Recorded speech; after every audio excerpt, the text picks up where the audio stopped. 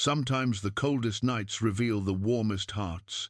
Sometimes a stranger's kindness is all that stands between life and death. In the winter of 1882, mountain man Samuel Frost found 4 women abandoned in a Wyoming blizzard, a pregnant widow and her 3 younger sisters, hours from freezing to death. He brought them to his cabin, gave them warmth and safety, and asked for nothing in return. But the widow was hiding something. Within days, Samuel discovered she carried a secret that powerful men would kill for a fortune she never knew existed. Those men were already coming, tracking her across 3 territories through the deadly cold. They wouldn't stop until they found what she'd hidden. What could be worth hunting a pregnant woman through a killing winter? Before we jump back in, tell us where you're tuning in from, and if this story touches you, make sure you're subscribed, because tomorrow I've saved something extra special for you. Samuel Frost had chosen this life deliberately. After 12 years in the cavalry and 3 more drifting between towns that all looked the same, he'd found this cabin tucked into a fold of the Wind River Range, where the Wyoming territory stretched empty and white for miles in every direction. Here, at nearly 8,000 feet, the silence was so complete you could hear your own heartbeat. The wind spoke in a language older than words, and the mountains kept their secrets well. He was 42 years old, though the mirror, when he bothered to look, showed a man who could pass for 50. His hair had gone grey at the temples, his face weathered to leather by altitude and exposure. His hands were scarred from 1,000 small violences, rope burns, knife slips, the teeth of traps, the kick of rifles. He stood just over 6 feet, lean and strong in the way of men who live by their bodies rather than their wits, though Samuel possessed both in equal measure. The cabin itself was modest, 1 room 20 feet square, with a stone fireplace he'd built himself from river rock, a sleeping platform in one corner, a small table and 2 chairs near the fire, shelves lined with supplies that had to last through winters that could stretch 6 months. Traps and tools hung from pegs on the walls. 3 rifles stood in the corner, his father's old Henry repeater, a newer Winchester, and a shotgun for close work. He kept them clean and oiled, though he hadn't fired a shot in anger since the war ended. He trapped for pelts in winter, panned for gold in summer, and lived on venison, trout, and whatever supplies he could pack in from the trading post at South Pass, 40 miles distant. It was enough. More than enough, really, because Samuel Frost had learned that a man doesn't need much when he's left everything that mattered behind. The storm had come down from the north 3 days ago, the kind of blizzard that could bury a standing horse. Samuel had secured his cabin, laid in extra wood, and settled in to wait it out. He'd weathered worse. The wind howled like something alive and hungry, and the snow came down so thick you couldn't see your hand in front of your face. Temperature dropped to maybe 20 below, cold enough that your breath froze in your beard, cold enough to kill an unprepared man in an hour. On the 3rd day, when the wind finally began to ease, Samuel strapped on his snowshoes and went to check his trapline. The sky was that peculiar pale grey that comes after a big storm, and the world lay buried under 3 feet of fresh powder. His breath steamed in the air. Each step broke through the crust with a soft crunch that echoed in the stillness. He was 2 miles from the cabin, near the creek where he'd set snares for rabbit, when he saw the tracks. Not animal tracks, human. Boot prints, several sets, staggering and irregular. They came from the east, from the direction of the old mining trail that led eventually to the town of Prescott, 30 miles away. No one should have been out in that storm. No one with any sense. Samuel followed the tracks with growing unease. They wandered, crossing back on themselves, the kind of trail left by people who were lost or dying, or both. He found the first sign of blood, a quarter-mile later, drops frozen black against the white snow. Then scraps of cloth caught on brush. A woman's shawl, he realized, holding the torn fabric in his gloved hand. He moved faster, reading the signs. 4 people, he thought. Maybe 5. Getting weaker with each step. The tracks led toward a stand of pine where the snow had drifted deep against a fallen log. That's where he found them.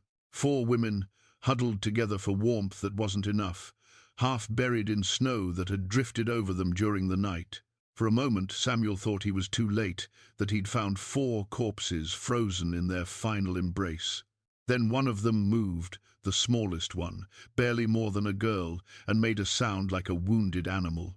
He was on his knees in an instant, brushing away snow, checking for signs of life. 3 of them were conscious, barely. The 4th, a woman in her 20s, dark-haired and heavily pregnant, was unconscious, her lips blue, her skin like ice. Frostbite had blackened her fingers where they clutched a leather journal against her chest. "Help us," one of the younger women whispered. She had auburn hair and green eyes that held more determination than fear. "Please. My sister, she's pregnant. She's dying." Samuel didn't waste time with questions.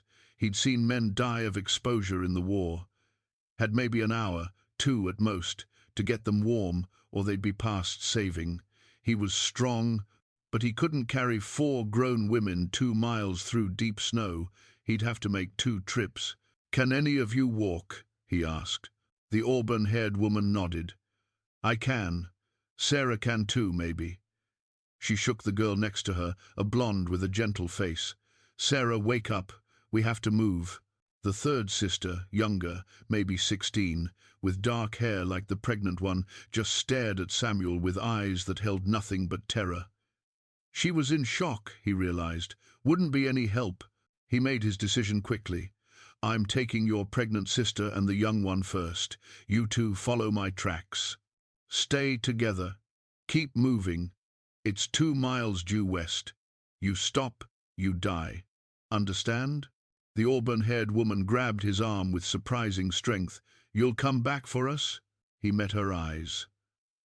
"I give you my word." He wrapped the pregnant woman in his coat, lifted her as gently as he could, and started back toward the cabin.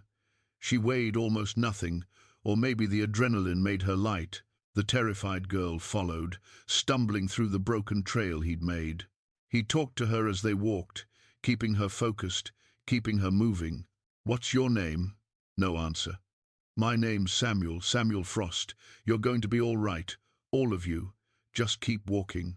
Still nothing, but she kept moving, and that was enough. The cabin appeared through the trees like salvation.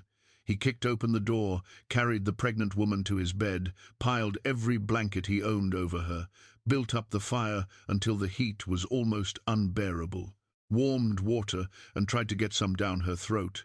Her pulse was thready, her breathing shallow. He'd seen men in better shape die.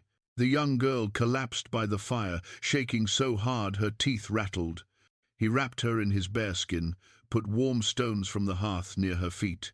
Then he went back out into the cold. He found the other 2 sisters a mile from the cabin, still walking, supporting each other. The auburn-haired one had her arm around the blonde, half carrying her.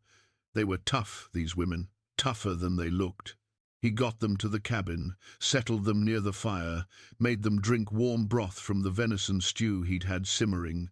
Slowly, color began to return to their faces. The blonde, Sarah, the auburn-haired one had called her, started to cry. Quiet tears of relief and exhaustion. The auburn-haired woman never cried. She sat close to the pregnant woman, holding her hand, whispering to her, "You're safe now, Catherine. We're safe. Just hold on, Catherine." The pregnant woman had a name now. They all did, Samuel supposed, though he hadn't asked yet. There would be time for questions later, after he'd made sure they weren't going to die in his cabin. He worked through the afternoon and into the evening, treating frostbite, warming them gradually, making sure they stayed hydrated. The young, dark-haired girl never spoke, just stared at him with those haunted eyes. The blonde, Sarah, drifted in and out of sleep. The auburn-haired woman, clearly the one in charge, stayed alert, watching him, watching her sisters, missing nothing. It was near midnight when Catherine's fever spiked. She started thrashing, muttering in delirium. Samuel tried to cool her down, but she fought him with surprising strength for someone half-frozen hours before. "They can't find it," she whispered, her eyes wide but unseeing. Thomas knew. Thomas hid it. They'll kill us all if they find it. Hush now, Samuel said. But she grabbed his wrist with fingers that felt like burning coals. Promise me, she said, suddenly lucid, her eyes focusing on his face. Promise me you'll protect my sisters. Promise me. I promise, Samuel heard himself say, though he had no idea what he was promising or why. She released him then, fell back against the pillow, her fever raging. The auburn-haired woman looked at Samuel across the bed, and in her eyes he saw the same question he was asking himself. What had he just gotten himself into? Outside, the wind had picked up again. Fresh snow began to fall, and somewhere in the distance, too faint to be certain, Samuel thought he heard the sound of horses moving through the night. The storm, it seemed, was far from over. The fever broke on the third morning. Samuel woke to find Catherine sitting up in bed, pale and weak but lucid. Her dark eyes followed him as he moved around the cabin, stoking the fire, preparing coffee. The other three sisters were still asleep, Margaret curled in a blanket near the hearth, Sarah and Elizabeth sharing the bearskin on the floor. "Thank you," Catherine said quietly. Her voice was hoarse from days of delirium. "For saving us. For taking us in." Samuel poured her a cup of water, helped her drink. "You gave us quite a scare. That was a high fever. How long have we been here?" 3 days since I found you. Storm finally broke yesterday." He studied her face, saw the intelligence behind the exhaustion. "You're lucky to be alive. All of you. What were you doing out on that trail in a blizzard?" Catherine's hand moved instinctively to her swollen belly, then to the leather journal that lay on the table beside the bed. Samuel had moved it there while treating her, had noticed how she'd clutched it, even in unconsciousness, as if it were more precious than life itself. "We were running," she said simply. "From what?" She looked at her sisters, still sleeping, then back at Samuel. "From men who want something my husband had, something they think I have now." Margaret stirred then, sat up quickly when she saw Catherine awake. "Thank God," she breathed, moving to her sister's side. "We thought we'd lost you." "I'm all right, Maggie, thanks to Mr. Frost." "Samuel," he corrected. "If we're sharing a cabin, might as well use first names." Over the next hour, as the sun climbed and the others woke, the story came out in pieces. Margaret did most of the talking, with Catherine adding details when her strength allowed. Sarah sat close, holding Catherine's hand. Elizabeth remained apart, watching Samuel with those haunted eyes, never speaking. Catherine's husband was Thomas Ward, a surveyor and geologist by trade. They'd lived in Prescott, a mining town 3 days' ride east. Thomas worked for various mining companies, mapping territories, assessing mineral deposits. He was good at his work, careful, thorough, honest, maybe too honest. 6 months ago, Thomas had been hired by the Consolidated Mining Company to survey what they thought was empty land north of Prescott. He'd been gone for 3 weeks. When he came back, Catherine said, he was different. Excited, but also frightened. He told her he'd found something extraordinary, something that would change their lives forever. He said they'd never want for anything again. 2 weeks later, Thomas was dead. The official story was a mining accident, a cave-in at one of the old surveys he was inspecting. They brought his body back in a closed coffin too damaged, they said, to be viewed. Catherine had buried her husband without ever seeing his face one last time. "But you didn't believe it was an accident," Samuel said. Catherine shook her head. Thomas was careful. He'd worked in mines for 15 years and never had so much as a close call, and there was no reason for him to be in that particular mine. It had been abandoned for 5 years. There were no other witnesses, Margaret added. The foreman who reported the accident quit the company the next day and left town. No one ever saw him again. For a month after the funeral, nothing happened. Catherine grieved, tried to put her life back together, discovered she was pregnant. Her 3 younger sisters, orphaned years before and living with Catherine and Thomas, helped her through the darkest days. Then the men started coming. First it was subtle. Men asking questions around town. Had Thomas left any papers, any maps or surveys? Did Catherine have his work journals? They were from the mining company, they said. Just tying up loose ends, making sure all the official documents were accounted for. Catherine told them she'd burned Thomas's papers. It seemed like what a grieving widow would do, and besides, she had burned most of them. The technical surveys meant nothing to her, just pages of numbers and geological terms she couldn't understand. But she'd kept one thing, the leather journal Thomas had pressed into her hands the night before he died, telling her it was important, telling her to keep it safe no matter what. The questions became more aggressive. Men came to her house, searched it without permission. Her neighbors were questioned, intimidated. Someone broke into the small office where Thomas had kept his surveying equipment. They took everything, his instruments, his reference books, his files. That's when we knew we had to leave, Margaret said. When they threatened Sarah. Sarah's gentle face hardened at the memory. A man followed me from the market, told me it would be a shame if something happened to Catherine or the baby. Said we should cooperate, tell them what they wanted to know. We left that night, Catherine continued, took what we could carry and ran. We'd been on the road for 3 weeks when the storm caught us. We thought we'd lost them, but... She paused, her hand trembling as she reached for the journal. They found us again, 2 days before the storm. We saw riders on our trail, so we left the road, tried to lose them in the mountains. That's when the blizzard hit. Samuel looked at the journal. Plain brown leather, about the size of a man's hand, worn at the edges. And that's what they want? What's in there? I don't know, Catherine admitted. I've looked at it 100 times. It's all Thomas's notes and drawings, survey markers, geological samples, calculations. There are maps, but they don't show towns or trails, just coordinates and terrain features. I can't make sense of any of it. May I? Samuel asked. Catherine hesitated, then nodded.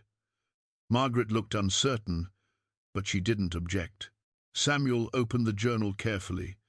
The pages were covered in neat handwriting, technical notations, hand-drawn maps. He recognized some of it. His father had been a surveyor before the war, had taught Samuel the basics.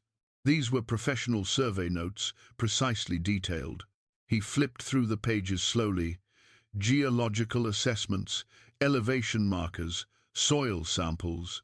Then he stopped, his finger tracing a notation in the margin. A reference to something called Fortune's Ridge, with coordinates and a cryptic note. Vein extends 400 yards NE. Estimate 20-30 ounces per ton. Filed under CM. Samuel had spent 12 years in these mountains. He knew Fortune's Ridge, a remote area about 30 miles north, all granite cliffs and deep valleys.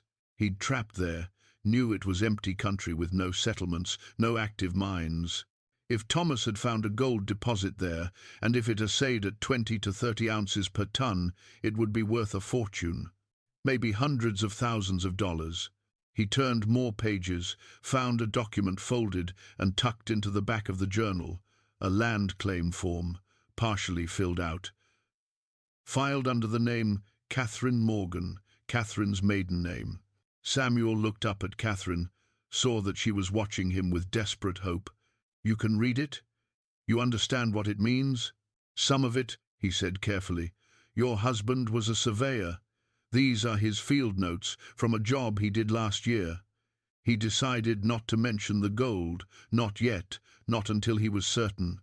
The men looking for you, did they say who they worked for? The Consolidated Mining Company, Margaret said. At least, that's what they claimed at first. Later, they stopped pretending. They just wanted the journal. The Consolidated Mining Company. Samuel had heard of them, one of the bigger operations in the territory, owned by a man named Dalton Briggs. Ruthless, people said. The kind of man who didn't let obstacles stand in his way. If Thomas had found a valuable deposit while working for Briggs, and if he'd filed the claim under his wife's name instead of the company's, that would explain everything. Briggs would want those survey notes, would need them to file his own claim or to contest Catherine's ownership, and he'd be willing to do whatever it took to get them. These men, Samuel said slowly, they won't stop looking for you. "I know," Catherine whispered, "and you can't run forever. Not with a baby coming, not in winter." "I know that too," she met his eyes. "That's why I asked you to promise. In my fever, I remember asking you to protect my sisters. Do you remember?" Samuel nodded. "I wasn't delirious," Catherine said. "I meant it. If something happens to me, if these men find us, promise me you'll get my sisters to safety. Promise me my baby will have a chance." Margaret started to protest, but Catherine cut her off with a look. "I promise," Samuel said, and meant it. Outside, the sun was shining for the first time in days. The world was white and pristine, beautiful in the way that mountain country can be after a storm. Samuel stood at the window, looking out at the unmarked snow. But he knew the unmarked snow wouldn't last. Tracks would appear soon enough. Men would come. They always did. He touched the pocket watch in his vest, his father's watch, engraved with words that had guided Samuel's life since he was a boy. Time reveals all truths. The truth was coming, riding through the mountains on horseback. The question was whether Samuel could protect these 4 women when it arrived, or whether he'd fail them the way he'd failed his own family 10 years ago. He turned from the window and began checking his rifles. Time to stop hiding, he thought. Time to remember who he used to be, whether he wanted to or not. The war had taught him how to fight. The mountains had taught him how to survive. Now, he'd need both skills, because Dalton Briggs and his men were coming, and when they arrived, there would be no more running. Only standing, only fighting, only the hope that this time, Samuel Frost could save the people who needed him. He loaded the Winchester, checked the action, set it by the door.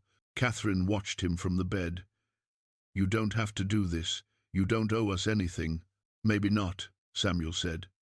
"But I gave you my word. That means something to me."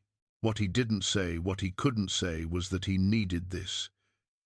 Needed to prove he wasn't a coward who'd let the world burn while he hid in the mountains.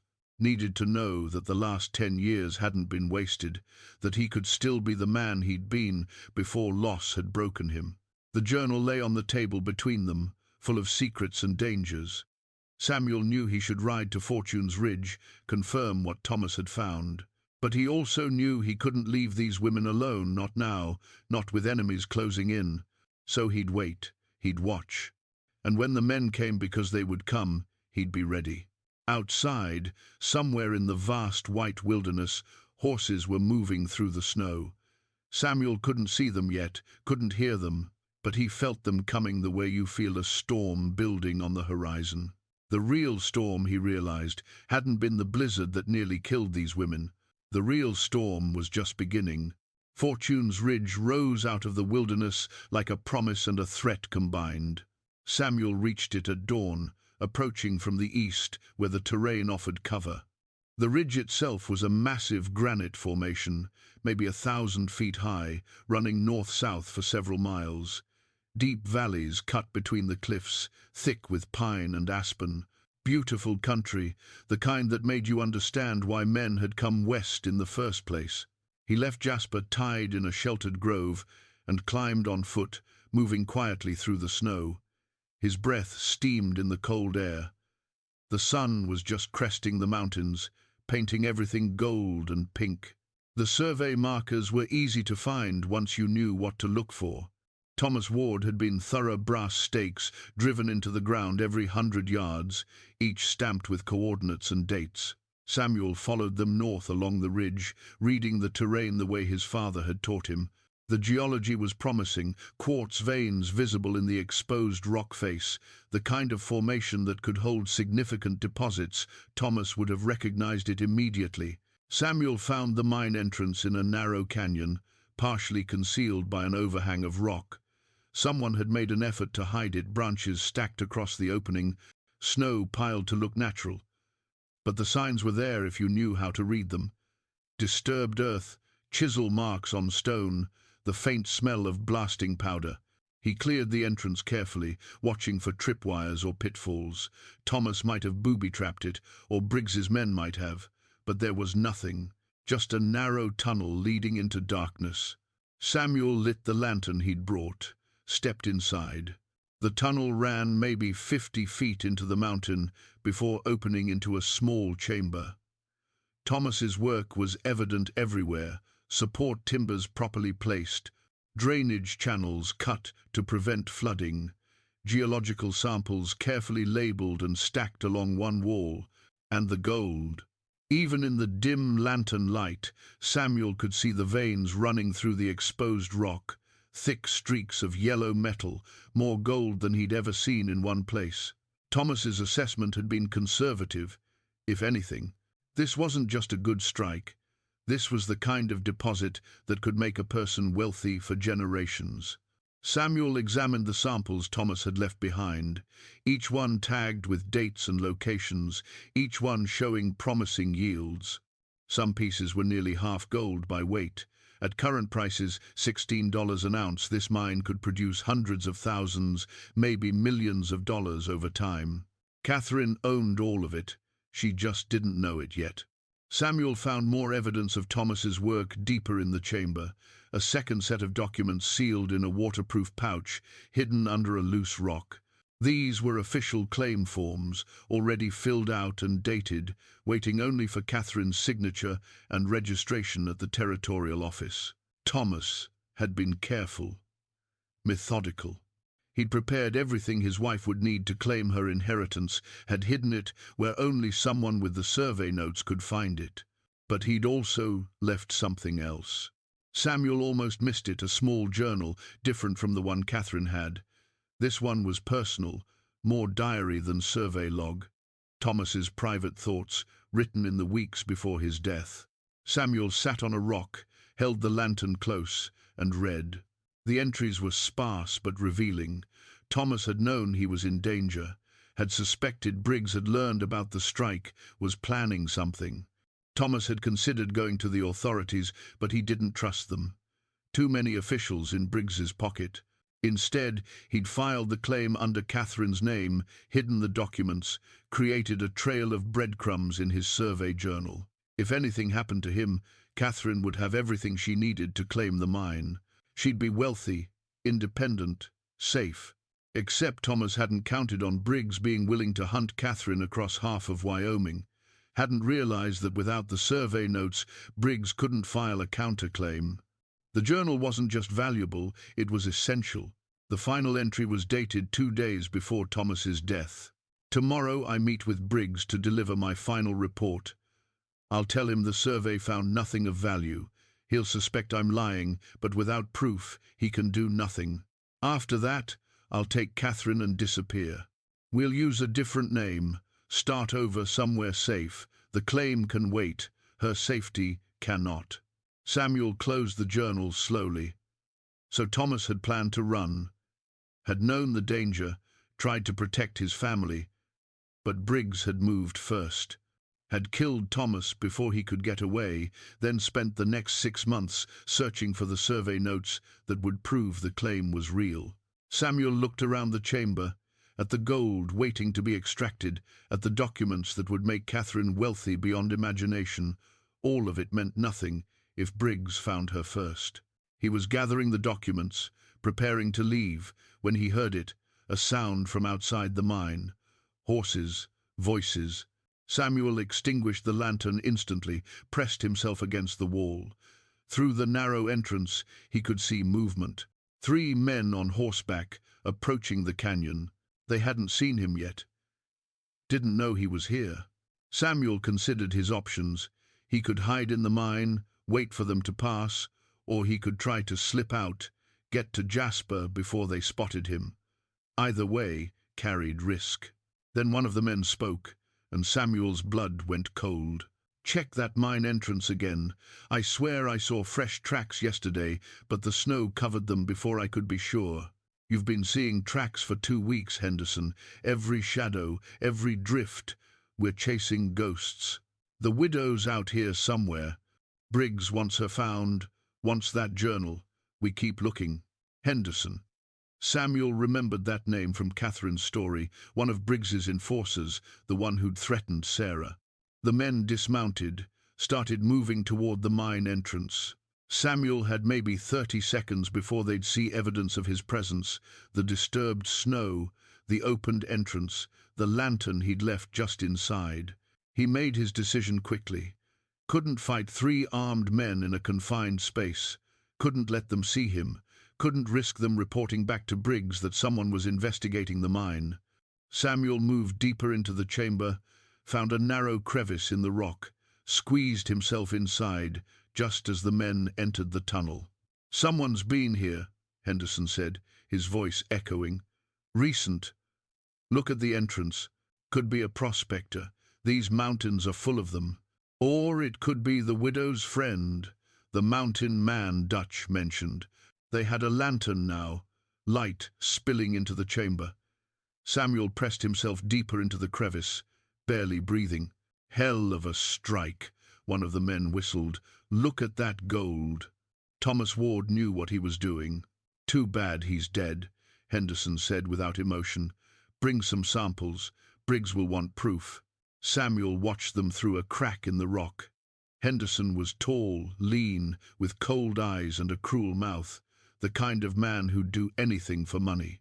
The other 2 were hired muscle, less intelligent, but just as dangerous. They gathered samples, examined Thomas's notes, talked about how much the mine might be worth. 20 minutes that felt like hours. Then, finally, they left. Samuel waited another hour after they'd gone, making absolutely certain. Then he emerged from the crevice, his muscles cramped and aching. He gathered what he needed: the claim forms, Thomas's personal journal, samples of the gold, left everything else as he'd found it. If Henderson came back, Samuel wanted him to think the mine was undisturbed. But now, Samuel knew 2 crucial things. First, Briggs's men were close, closer than Samuel had hoped. They were systematically searching the territory, checking every mine and claim. It was only a matter of time before they worked their way to Samuel's cabin. Second, they didn't know Catherine owned the claim. Henderson had talked about Thomas finding gold, about Briggs wanting the journal, but there'd been no mention of the claim forms, no indication they knew Catherine was the legal owner. That meant they were still looking for survey information, still planning to file their own claim, which meant Catherine's leverage remained intact. Samuel made his way back to Jasper, packed the documents carefully. He needed to get back to the cabin, needed to tell Catherine what he'd found, needed to prepare for what was coming. Because it was coming, sure as the winter snow. Briggs's men were converging on the Wind River range, tightening the net, and Samuel's cabin was right in the middle of their search pattern. He had maybe a week, 2 at most. After that, there would be no more hiding, no more running, just a reckoning between a ruthless mining baron and a mountain man who'd promised to protect 4 women. Samuel touched his father's watch, drew what comfort he could from it. Time reveals all truths. The truth was coming, riding hard from the south. The truth was about gold and greed, about justice and revenge, about whether one man with 3 rifles could hold off an army of hired killers. Samuel didn't know if he could win, but he knew he had to try. He mounted Jasper, turned north toward home. The mountains stretched before him, beautiful and brutal. Somewhere out there, Catherine and her sisters were waiting, trusting him to come back, trusting him to keep them safe. Samuel had failed that trust once before, with Ellen and Grace. This time, he told himself, this time would be different. This time, he wouldn't be too late. Samuel pushed hard on the return journey, covering in 2 days what should have taken 3. He arrived at the cabin just after dawn on the 4th day, exhausted but driven by a sense of urgency he couldn't quite name. The cabin looked peaceful. Smoke rose from the chimney. Fresh tracks in the snow showed Margaret had been checking the trapline, doing the work Samuel had shown her. Everything seemed normal. But something felt wrong. Samuel dismounted quietly, left Jasper tied at a distance, approached the cabin on foot, rifle ready. The tracks around the door were all Margaret's. He recognized her stride, her weight distribution. No sign of visitors, no indication of danger. Still, the feeling persisted. He knocked once, gave the signal he'd arranged with Margaret, 2 knocks, pause, 1 knock. The door opened immediately. Margaret stood there, the Winchester in her hands, finger off the trigger but ready. "Thank God," she breathed. "We were starting to worry." Inside, the cabin was warm. Catherine sat up in bed, colour returned to her cheeks. Sarah was cooking something that smelled like venison stew. Elizabeth sat by the fire, and for the first time since Samuel had found them, she looked at him without fear in her eyes. "You're back early," Catherine said. "We didn't expect you until tomorrow." Samuel set down his pack, accepted the coffee Sarah handed him. "Found what I needed. Figured I should get back." Over the next hour, he told them everything. About the trading post, about Dutch's warning of 7 or 8 men searching the territory, about Fortune's Ridge, the mine, the wealth of gold waiting there, about Henderson and his companions checking the mine just hours after Samuel had arrived. He saved the best part for last. Pulled out Thomas's personal journal, the claim forms, the samples of gold. Laid them on the table in front of Catherine. "Your husband filed this claim in your name," Samuel said gently. "That mine, everything in it belongs to you, legally, officially. All it needs is your signature and registration at the territorial office." Catherine stared at the documents like they might bite her. "I don't understand. Thomas never told me. Why would he?" "He was protecting you," Margaret said, reading over her sister's shoulder. "If the claim was in his name, Briggs could have killed him and filed a counterclaim, but in your name, using your maiden name, Briggs doesn't even know this claim exists. He's been looking for survey notes," Samuel explained. "Thinks Thomas found gold, but never filed. He wants the journal so he can file his own claim. He doesn't know he's already too late." Sarah laughed, a sound of pure relief. "So we're safe? Catherine owns the mine, and there's nothing Briggs can do?" Samuel hated to dampen their hope, but they needed to understand. "Not exactly. Briggs doesn't know about the claim yet. But once he finds out, he'll fight it through legal channels. He has lawyers, judges on his payroll. It'll be a battle." "But we have proof," Catherine said, touching the documents. "Thomas's survey, the claim forms, the samples." "We do. Which means we have leverage. We can negotiate, make demands, force Briggs to back off." Samuel paused. "Or we can disappear. Take these documents, register the claim under a false name, sell it quietly, and start over somewhere else." "Run away?" Elizabeth spoke up, surprising everyone. "Again?" "It would be safer," Samuel admitted. "No." Catherine's voice was firm. She removed her wedding ring, held it up to the light. 6 months she'd worn it, believing herself a widow. Now she knew Thomas had died, fighting for this mine, fighting for their future. "I'm done running. Thomas died for this claim. I won't dishonor his memory by giving it away." She handed the ring to Margaret. "Keep this safe. Whatever happens, I want you to have it. You've been more than a sister to me. You've been a mother when our own died. You deserve something of your own." Margaret's eyes filled with tears, but she took the ring. Samuel felt the weight of Catherine's decision settle over the room. No more running meant standing and fighting, meant facing Briggs head-on when his men finally arrived. "All right," he said. "Then we prepare. We have maybe a week before they find this place. We use that time to get ready." Over the next 3 days, Samuel turned the cabin into something resembling a fortress.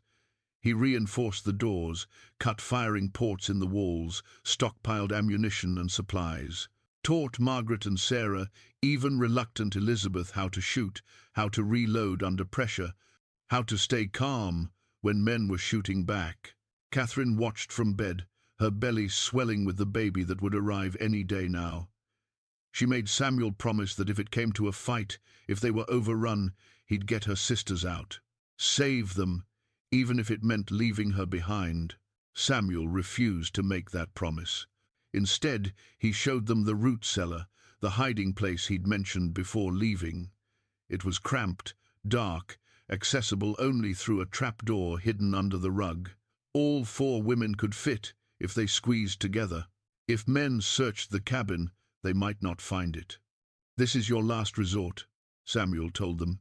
"If I tell you to hide, you hide. No arguments, no hesitation. You stay hidden until I come for you, or until you hear my signal 3 knocks, pause, 2 knocks. Anyone else tries to open that door, you shoot through it." Margaret had changed over the past few days. The scared young woman who'd stumbled into Samuel's cabin was gone, replaced by someone harder, more determined. She practiced with the Winchester until her shoulder was bruised, until she could hit a target at 50 yards, even in wind. Sarah was softer, less naturally suited to violence, but she learned. She couldn't shoot as well as Margaret, but she was steady, calm, under pressure. Samuel suspected she'd been the one holding the family together emotionally, while Margaret handled the physical dangers. Elizabeth remained an enigma. She could shoot that much surprised everyone, her hands steady, her aim true like she'd been taught before. But she never spoke about it, never explained where a 16-year-old girl had learned to handle firearms with such casual competence. On the 6th day after Samuel's return, Catherine went into labor. It started in the morning, gentle contractions that made her catch her breath, but nothing urgent. By afternoon, the pains were coming faster, harder. Sarah and Margaret attended her, drawing on memories of helping neighbors, of watching their mother give birth to Elizabeth years ago. Samuel stayed outside, ostensibly on watch, but really because a birthing room was no place for a man who wasn't family. He chopped wood, checked his rifles, tried not to think about Ellen giving birth to Grace, tried not to remember that he'd been away on patrol then too, had missed his daughter's entrance into the world. The labor lasted through the night. Samuel sat by the door, listening to Catherine's cries, to Margaret's soothing voice, to Sarah's whispered prayers. Inside that cabin, a new life was fighting to be born, while outside, men who dealt in death were closing in. The contradiction wasn't lost on Samuel. Life and death, hope and violence, all tangled together like roots of a tree. Just before dawn, a baby's cry split the silence. Samuel stood, hand on his rifle, until Margaret opened the door. She was exhausted, bloody, but smiling. "It's a girl. Catherine and the baby are both fine." Samuel allowed himself a moment of relief.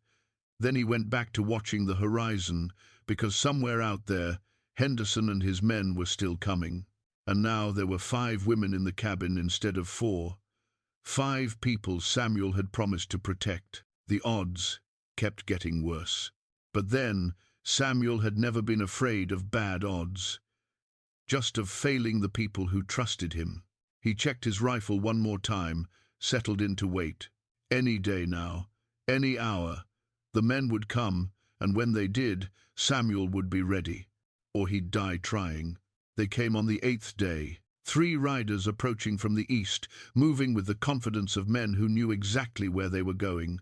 Samuel spotted them when they were still a mile out, 3 dark shapes against the white snow. He'd been expecting an army. 3 men seemed almost insulting. Then he recognized Henderson, leading them, and his blood went cold. This wasn't an assault. This was reconnaissance. Henderson was smart enough to scout before attacking, to assess the situation before committing his full force. "Margaret," Samuel called softly. She appeared at the door instantly, Winchester ready. "3 men coming. Get your sisters into the cellar, now." "What about Catherine?" "The baby?" "They go too. I don't care if you have to carry them. Move." Margaret disappeared inside. Samuel heard urgent whispers, the sound of the trap-door opening. Good. If this went wrong, they'd be hidden, safe. Samuel positioned himself behind the woodpile, rifle braced, watching the riders approach. They moved casually, no urgency, which meant they didn't know for certain anyone was here, just checking, like they'd checked 100 other cabins. They stopped 50 yards out. Henderson dismounted, raised his hands in a gesture of peace. "Hello, the cabin," he called out. His voice was cultured, educated, not what you'd expect from a hired gun. We're looking for someone. Maybe you can help us." Samuel said nothing. Sometimes silence was the best weapon. "We're searching for a woman," Henderson continued. "Pregnant, traveling with 3 sisters. Family matter. We just want to make sure she's safe. Bring her home." Still, Samuel stayed quiet. Let Henderson wonder if the cabin was occupied. Let him sweat. "Look, friend, we don't want any trouble. Just answer a few questions and we'll be on our way." Samuel considered his options. He could send them away with lies, but they'd be back. Could shoot them from ambush, but that was murder, not self-defense. Or he could face them, assess their intentions, try to end this peacefully. His father's watch felt heavy in his pocket. Time reveals all truths. Samuel stood up from behind the woodpile, rifle in hand but pointed down. "Cabins occupied. No pregnant women here. Just me." Henderson studied him with cold intelligence. "You must be Samuel Frost. Dutch mentioned you. Mountain man, lives alone, minds his own business." "That's right. Then you won't mind if we take a look around, just to be sure." "I mind a lot, actually. This is private property. You're trespassing." Henderson's smile didn't reach his eyes. "We can make this easy or hard, Mr. Frost. Easy means you cooperate, answer some questions. Hard means he let the sentence hang." "Hard means what?" "You shoot an innocent man on his own land." "Hard means we come back with more men, search every inch of these mountains, and if we find you've been lying to us..." Again, that meaningful pause. Samuel had been in enough fights to know when one was inevitable. Henderson wasn't here for conversation. He was testing, probing, looking for weakness. In another few minutes, he'd try to force his way into the cabin, would discover the women, and then there'd be violence whether Samuel wanted it or not. Better to control when and how the violence started. Samuel raised his rifle. "You've got 3 seconds to mount up and ride out. After that, I start shooting." Henderson's hand moved toward his pistol. Samuel fired not at Henderson, but at the ground between the horses. The animals spooked, reared. The 2 men behind Henderson scrambled to control their mounts. "Next shot won't be a warning," Samuel said. Henderson's eyes went flat and dead. "Big mistake, Frost. You just made yourself an enemy of the Consolidated Mining Company. That's not a position you want to be in." "I'll take my chances." Henderson mounted his horse with deliberate care.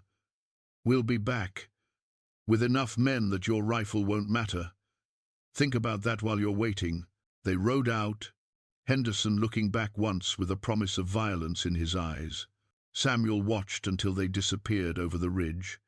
Then he lowered the rifle, let out a breath he didn't know he'd been holding. Margaret emerged from the cabin. "They'll be back. I know. How many men does Briggs have?" 7 or 8, Dutch said. "Maybe more." Samuel looked at her. "This is your chance, Margaret. Take your sisters, ride for Fort Bridger tonight. I'll hold them here, buy you time to get away. And Catherine, she just gave birth 2 days ago. She can't ride. Then leave her with me. I'll keep her safe until she's strong enough to travel, then bring her to you." Margaret's laugh was bitter. "You think Catherine would agree to that? You think any of us would leave her behind?" She was right. Samuel knew it, even as he made the offer. These women had proven they'd die for each other. They weren't going to abandon Catherine now. "Then we make our stand here," Samuel said. "Together." He spent the rest of that day preparing for siege. Set up firing positions, stockpiled ammunition at each one, filled every container with water, gathered enough firewood to last a week. If Briggs's men came, they'd find the cabin ready for war. That night, Catherine nursed her baby daughter. She'd named her Hope, while Samuel sat by the fire, cleaning his rifles for the 3rd time. Margaret was on watch at the window. Sarah was sleeping. Elizabeth sat in the corner, silent as always, but her eyes were alert, watchful. "Samuel," Catherine said softly, "can I show you something?" She reached under the bed, pulled out a small bundle wrapped in cloth. Inside was a journal, not Thomas's survey journal, but a different one, smaller, bound in black leather. "I found this in the root cellar," Catherine said. "When we were hiding, it was tucked in a crevice in the wall." Samuel took the journal, opened it to the first page. The handwriting was immediately familiar, the same precise script from Thomas's survey notes. But this journal was different, personal, and recent. The first entry was dated just 2 weeks ago. Samuel's hands began to shake as he read. Margaret came to look over his shoulder. Sarah woke, joined them. Even Elizabeth crept closer, because the journal revealed a truth that changed everything. Thomas Ward wasn't dead. The body in the closed coffin, the one Catherine had buried 6 months ago, it had been another surveyor, a man who looked enough like Thomas that in death, damaged by the supposed cave-in, he could pass for Thomas Ward. Briggs had staged the whole thing, had killed the other surveyor, made it look like Thomas had died, but he'd kept Thomas alive. Had been holding him prisoner for 6 months, forcing him to work on other surveys, to decode mining reports, to use his skills for Briggs's profit. Thomas had written this journal during his captivity, brief entries, written when guards weren't watching, recording his location, his treatment, the layout of the compound where he was held. He'd managed to smuggle it out through someone, a cook or stable hand, maybe with instructions to hide it where Catherine might find it if she ever came looking. The entries were heartbreaking. Thomas writing to a wife he thought he'd never see again, apologizing for the danger he'd put her in, begging her to save herself and forget about him. But he'd also left clues, descriptions of the compound, an old mining camp 40 miles northeast, up in the high country. Guard rotations, weak points in the perimeter, everything someone would need to mount a rescue. The final entry was dated 3 days ago. "Tell Catherine I'm alive. Tell her I'm sorry. Tell her to use the claim, save herself and our child. Don't come for me, it's too dangerous. But if someone does come, the guards change at dawn and midnight. The south wall has no watch. Cell 3, West Building. I'll be waiting." Samuel closed the journal, his mind racing.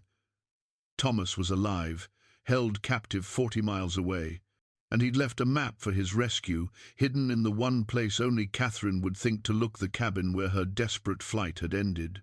"We have to get him," Catherine said. Her voice was steady despite the tears on her face.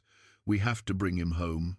"Catherine, you just gave birth," Margaret protested. "You can't. I'm not asking to come along. I'm asking Samuel to go, to bring my husband back." Samuel looked at the women around him. Catherine holding baby Hope, Margaret fierce and determined, Sarah gentle but brave, Elizabeth haunted but unbroken. 7 or 8 of Briggs's men were coming to this cabin, probably within the next few days. Henderson would bring his whole force, overwhelm Samuel through sheer numbers. But if Samuel left now, rode to Briggs's compound, he might be able to free Thomas. Might be able to end this not through desperate defense but through offensive action.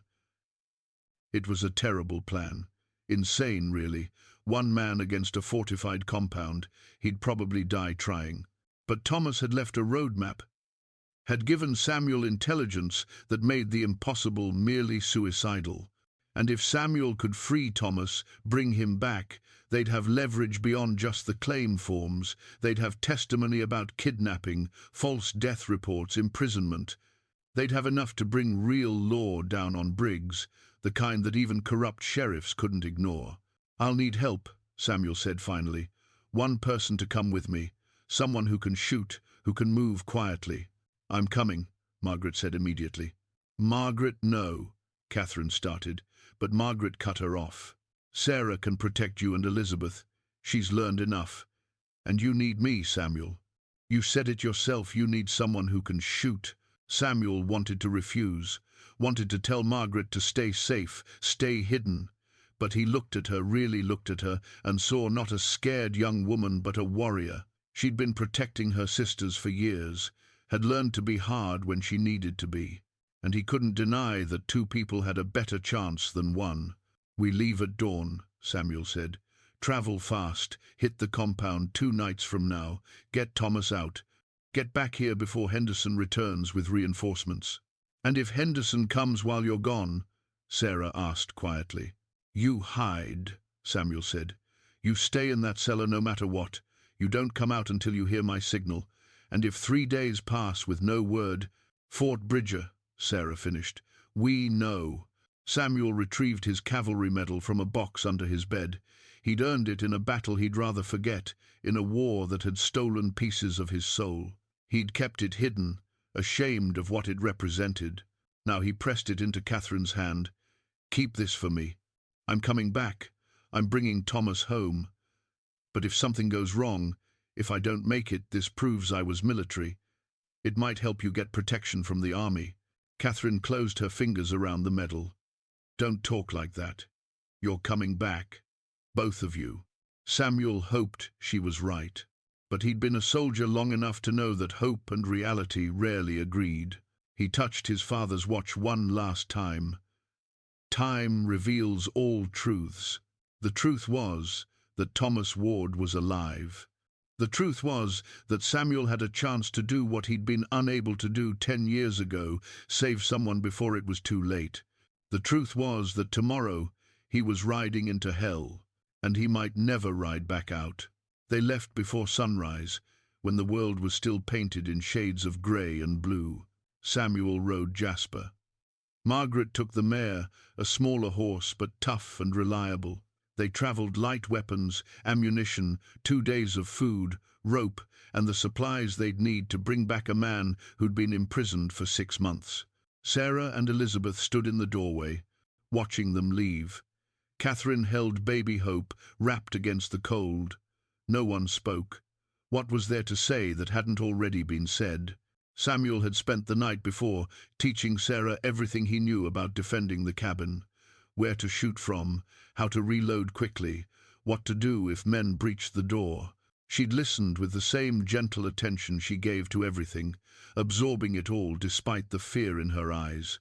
Elizabeth had surprised them all by speaking, just 3 words, directed at Margaret. "Come back safe." Margaret had hugged her younger sister, whispered something Samuel couldn't hear. Then she'd picked up her rifle and declared herself ready. Now they rode northeast, following the coordinates from Thomas's journal. The terrain was brutal, steep climbs, narrow passes, snow that ranged from ankle-deep to chest-deep, depending on exposure. But Samuel knew these mountains, knew how to find the paths that elk and deer used, trails that followed the natural contours of the land. They didn't talk much that first day. Margaret was focused on riding, on keeping pace.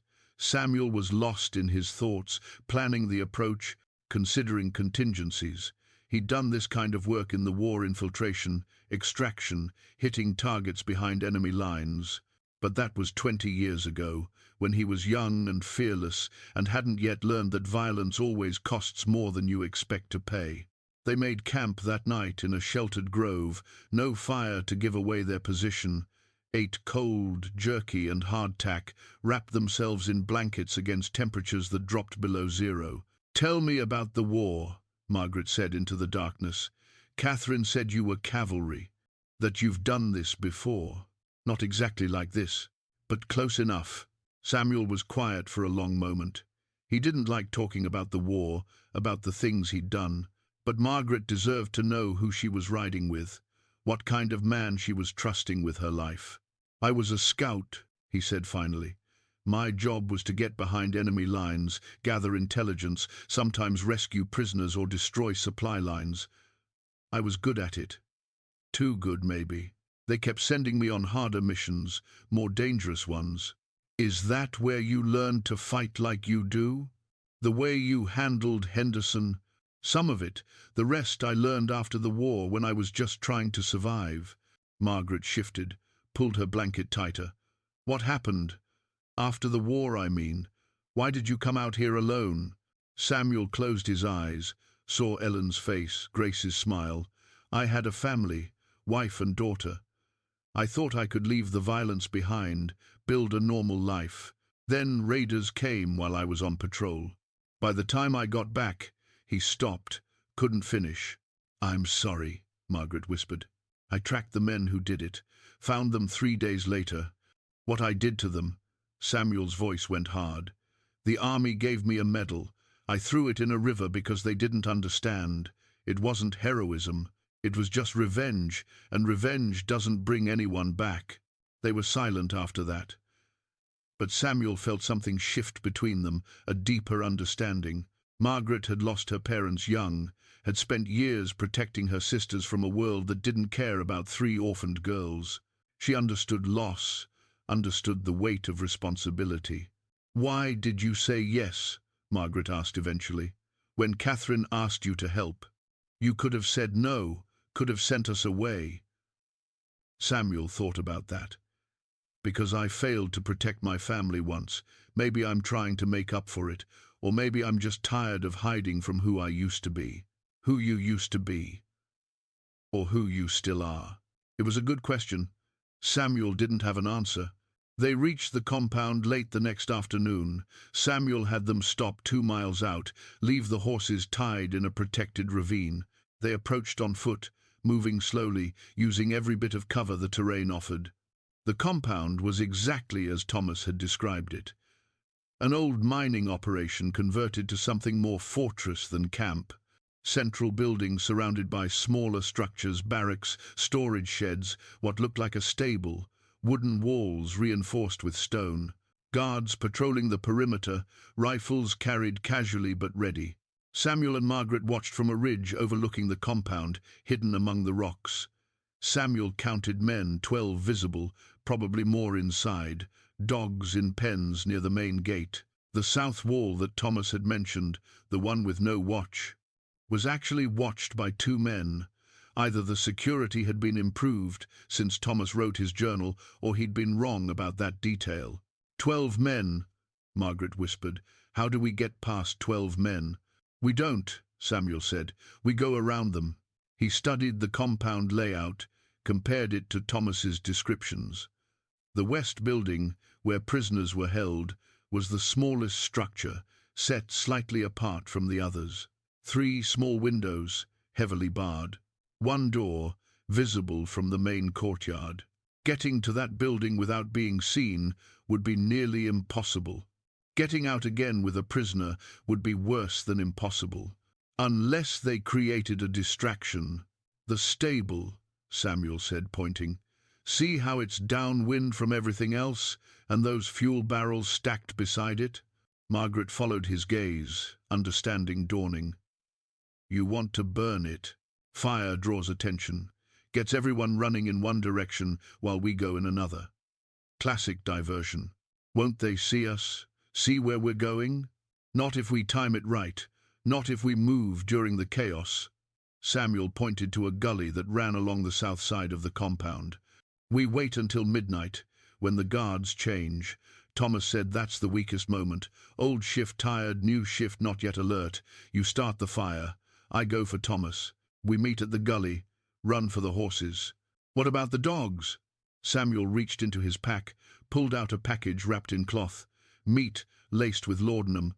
We throw it to the dogs on the way in. They'll sleep for hours." Margaret looked at the compound, at the guards, at the impossible distance they'd have to cover. "This is insane. We're going to die." "Probably," Samuel agreed. She met his eyes, smiled without humor. "And miss all the fun? Not a chance." They waited through the afternoon and into evening, watching the compound's rhythms. Guards changed every 4 hours. Dogs were fed at dusk. Lights went out in the barracks at 9, stayed burning in the main building where Samuel assumed Briggs had his office. At 11, Samuel and Margaret moved down from the ridge, approached the compound from the south. The gully Thomas had mentioned provided cover, got them within 100 yards of the wall. Samuel checked his rifle one more time, made sure Margaret knew the plan. "Remember south wall, start the fire, get to the gully. If I'm not there in 10 minutes, you run. Don't wait for me. I'm not leaving without Thomas." "Margaret." "No arguments. We go in together, we come out together." Samuel wanted to protest, wanted to order her to safety, but he saw his own stubbornness reflected in her eyes and knew it would be useless. "All right," he said, "together." They moved at midnight, when the compound was quiet and the guard change was happening. Threw the drugged meat to the dogs, watched them gobble it down and start to stagger. The guards on the wall were looking inward, watching the courtyard, not expecting threats from outside. Margaret reached the stable first, moving like a shadow. Samuel saw her strike a match, touch it to oil-soaked rags she'd stuffed against the fuel barrels. Then she was gone, running low and fast for the gully. The explosion came 30 seconds later. The fuel barrels went up like the hand of God reaching down, fire and smoke and noise, wood splintering, horses screaming. Men poured out of the barracks, running toward the flames. Samuel heard shouting, cursing, orders being barked. He used the confusion, ran across the courtyard to the west building. The door was locked but flimsy, one solid kick, and it splintered. Inside was dark, cells on either side, the stink of unwashed bodies and despair. "Thomas Ward," Samuel called softly. "Catherine sent me." A face appeared at one of the cell bars, thin, bearded, eyes that had seen too much suffering. But the intelligence was still there, the will to survive. "Cell 3, Thomas said, keys hanging by the door." Samuel found the keys, opened the cell. Thomas stumbled out, weak but mobile. 2 other men were in the cells, the surveyors Samuel had seen at the mine. He freed them too, figured they deserved a chance. "Can you run?" Samuel asked Thomas. "Watch me." They ran. Back across the courtyard, while men were still fighting the fire, too distracted to notice 4 figures moving in the smoke and shadows. A guard turned, saw them, opened his mouth to shout. Samuel fired once, dropped him. The shot was lost in the noise of the fire. Then they were in the gully, Margaret appearing from the darkness like she'd been conjured. The other 2 surveyors split off, running east.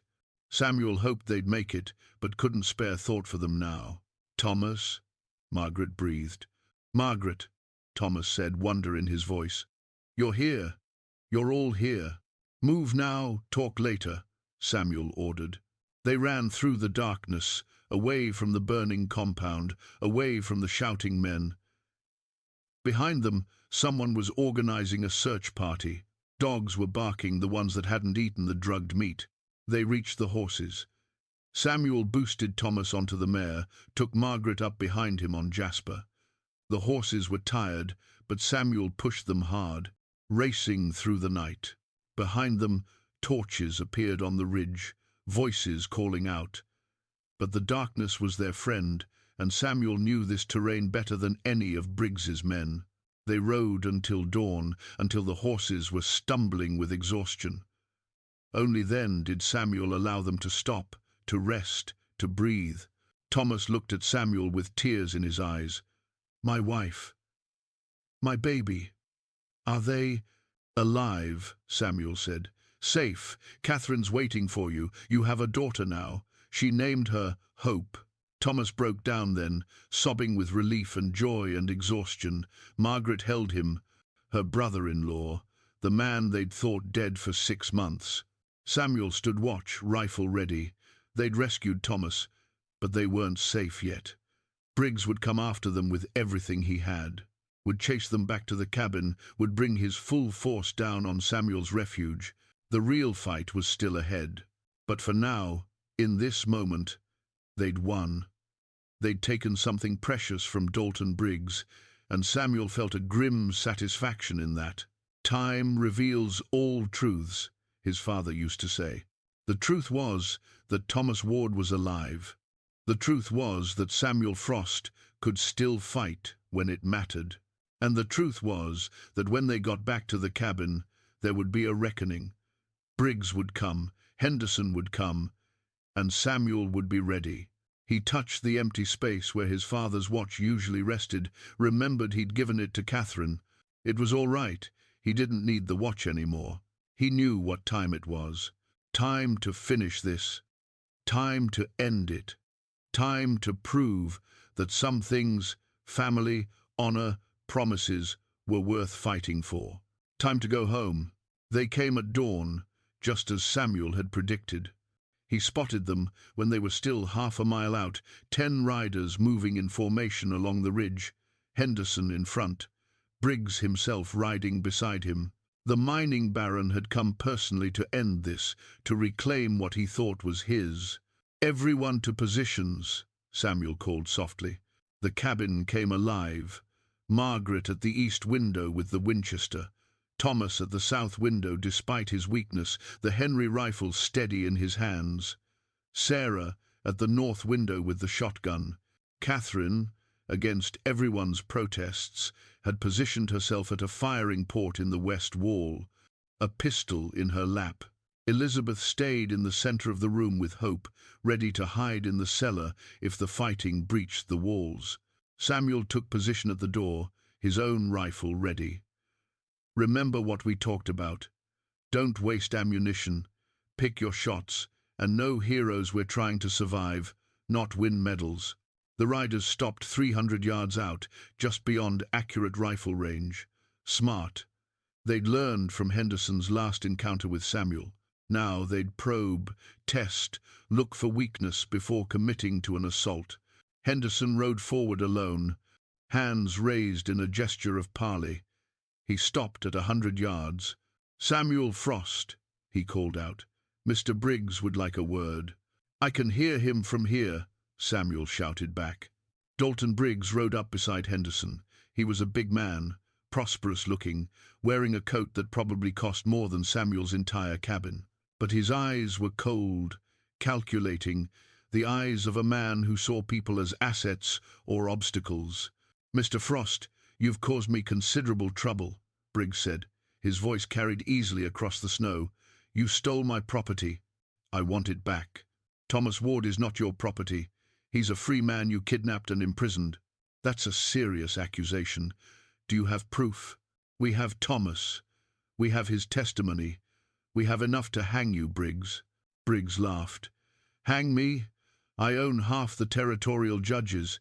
You think anyone will believe a story about me holding prisoners, about me killing surveyors?" He gestured at the cabin. "Or will they believe that a mountain hermit and some desperate women concocted a lie to steal my mining claims?" Thomas shouted from inside. "The claim is legal, Briggs. Filed before you even knew the gold was there. The mine is Catherine's, not yours." Briggs's face hardened. "So you did file under the wife's name. Clever. But claims can be contested, Ward, especially when the original surveyor admits he falsified his reports. I'll never testify to that. You will, or your wife will, or her sisters will. I'll find whichever one of you breaks first." Samuel had heard enough. "You've said your piece, Briggs. Now ride out before someone gets hurt." "I have 10 men, Frost. You have what, 6 people? 2 women who just gave birth and got rescued from a prison? You can't win this." "Maybe not, but I can make it cost you more than it's worth." Briggs studied the cabin, calculating. Samuel could almost see him running the numbers. Then Briggs smiled, and Samuel's blood went cold. "You know what? You're right. A frontal assault would be expensive." Briggs turned his horse. "Henderson, burn them out." The riders fell back to 300 yards. 4 of them dismounted, started preparing torches. The plan was obvious: throw burning brands onto the roof, smoke them out, shoot them as they fled. Samuel's mind raced. The cabin was wood and stone, but the roof was vulnerable. Once it caught fire, they'd have maybe 10 minutes before the smoke became unbearable. "Margaret," he called, "think you can hit a man at 300 yards? I can try. Wait for my signal." Samuel watched Briggs's men prepare their torches. Henderson was directing them, organizing the attack. The other 6 riders had spread out, creating a semicircle around the cabin's east side. They'd shoot anyone who ran from the fire. It was a good plan. Probably would work. Unless Samuel changed the equation. He'd been a cavalry scout, had done this kind of fighting before, had learned that sometimes the best defense was a sudden, shocking offense. "Thomas, you're in command," Samuel said. "I'm going out. That's suicide. Thomas protested. "It's a chance. If I can get to them while they're focused on the cabin, while they think I'm trapped inside." Samuel checked his rifle, his pistol. "I can cut their numbers, maybe drive them off. And if they kill you, then you do what we planned. Hold the cabin, get word to Marshal Hart." Catherine appeared at the door, her face pale but determined. She pressed Samuel's father's watch into his hand. "You come back for this. You promised." Samuel pocketed the watch.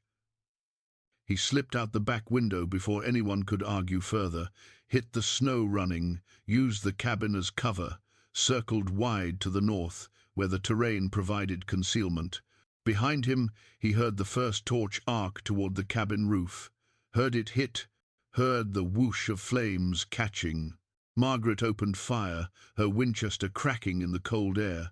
Samuel didn't look back to see if she hit anyone. He was running hard, flanking wide, getting into position. Henderson's men were focused on the cabin, on throwing their torches, on watching for people fleeing the fire. They weren't watching their back. Samuel reached a position 30 yards behind their line, took careful aim at the nearest man. The old skills came back like they'd never left. The steady breath, the slight pressure on the trigger, the moment between heartbeats when everything becomes clear. He fired. The man dropped. Samuel was already moving, shifting position before return fire could find him.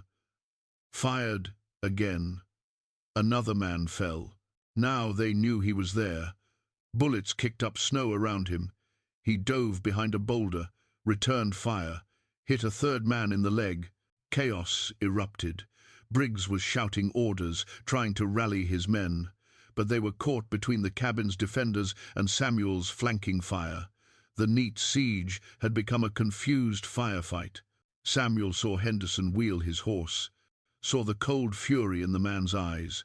Henderson knew who disrupted the plan, knew Samuel was the key to everything. He spurred his horse forward, pistol drawn, coming straight at Samuel's position. Samuel aimed, fired, missed. Henderson was moving fast, weaving. Fired again, hit Henderson's horse. The animal screamed, went down hard. Henderson rolled clear, came up shooting.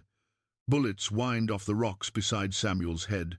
Samuel tried to fire back, but his rifle was empty. He drew his pistol, but Henderson was faster.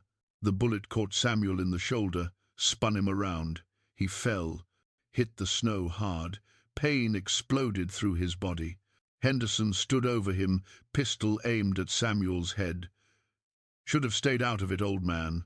Then a rifle shot cracked out. Henderson jerked, looked down at the red stain spreading across his chest.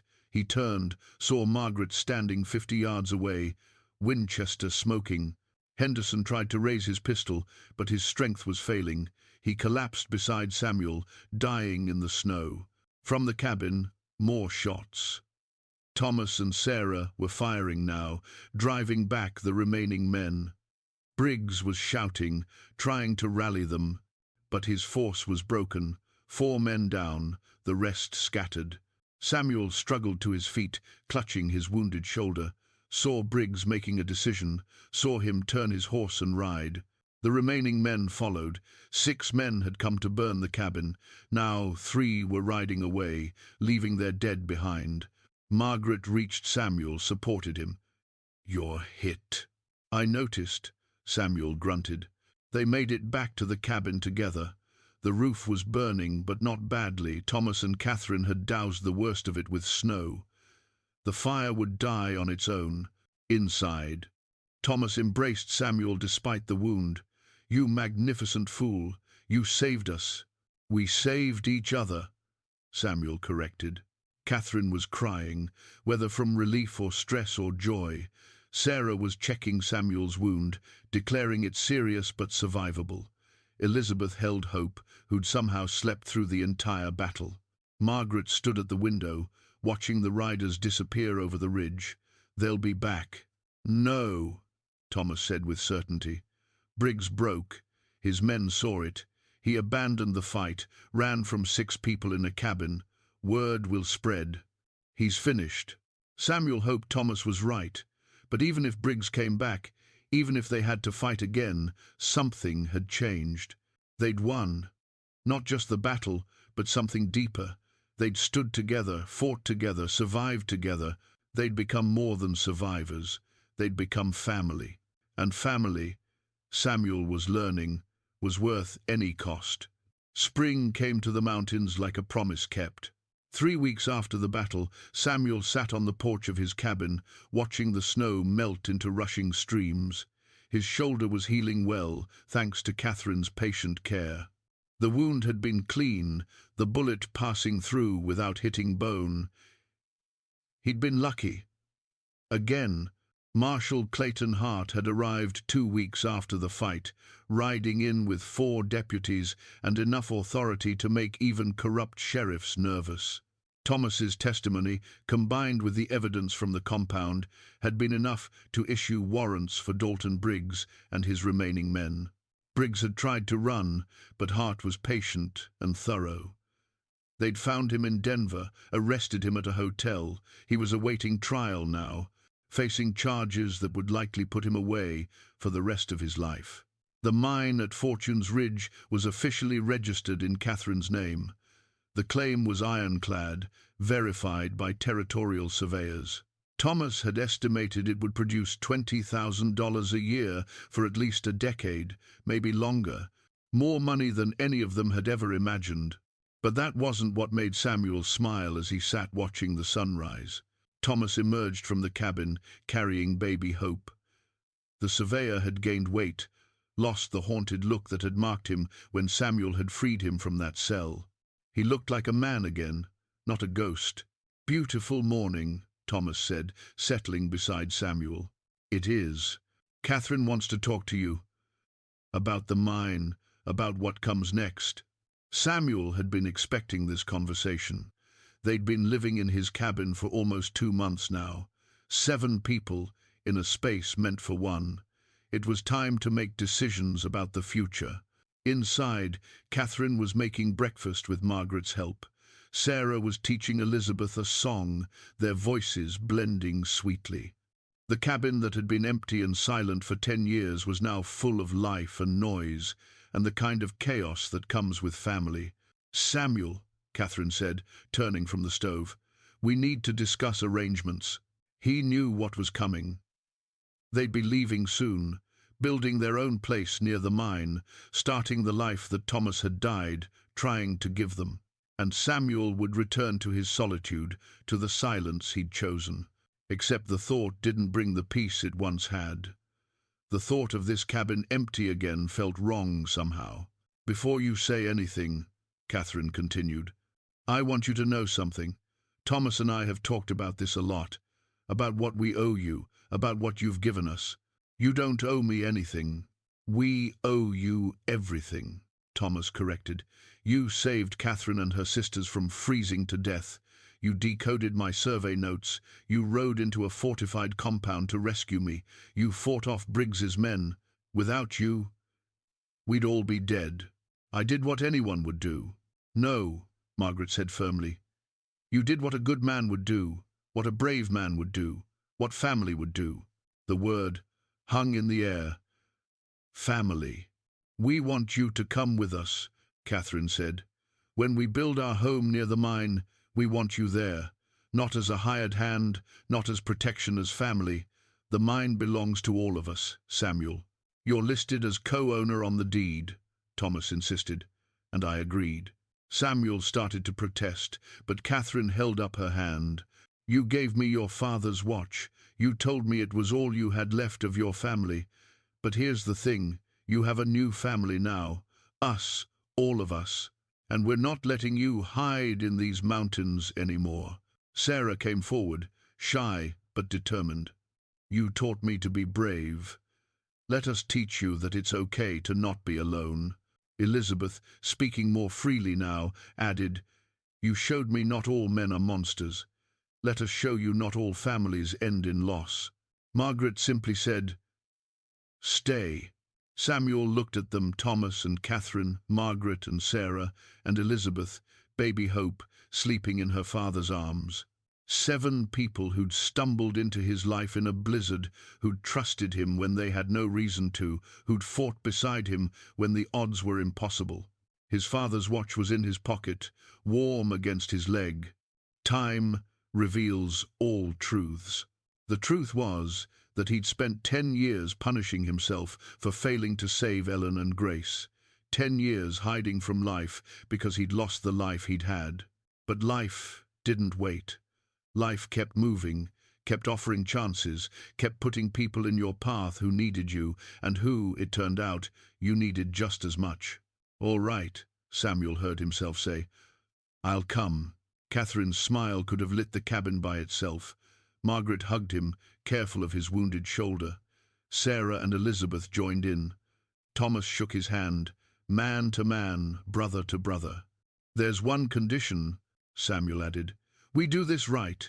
We build a home big enough for all of us. We work the mine fair and honest. And we remember what it cost to get here. Remember Thomas's sacrifice. Remember the fight. Remember that family is worth defending." "Agreed," Thomas said. They spent the rest of that morning planning where to build, how to develop the mine responsibly, what kind of life they wanted to create. It was the kind of boring, wonderful, ordinary conversation that families have. The kind of talk about the future that only makes sense when you have people to share that future with. Later, Samuel walked to the ridge overlooking the valley, the same ridge where he'd first seen 4 women huddled against death in the snow 2 months ago. A lifetime ago. He pulled out his father's watch, opened it. The inscription caught the light. "Time reveals all truths." His father had been right. Time had revealed that Samuel wasn't meant to die alone in these mountains, had revealed that sometimes the coldest nights do bring the warmest hearts together, had revealed that family isn't just blood, it's choice and sacrifice and standing together when the world tries to break you apart. Below, smoke rose from his cabin. Inside, 7 people were building a future together. 7 people who'd chosen each other, who'd fought for each other, who'd become something stronger than the sum of their parts. Samuel closed the watch, smiled. He'd come to these mountains to hide from life. Instead, life had found him anyway, had walked right up to his door in the middle of a blizzard and refused to leave. He was glad it had. He walked back down to the cabin, to the noise and warmth and chaos of family. Behind him, the mountains stood eternal and indifferent, but Samuel wasn't part of the mountains anymore. He was part of something better, something worth fighting for, something worth living for. He was home, and this time he was never leaving again.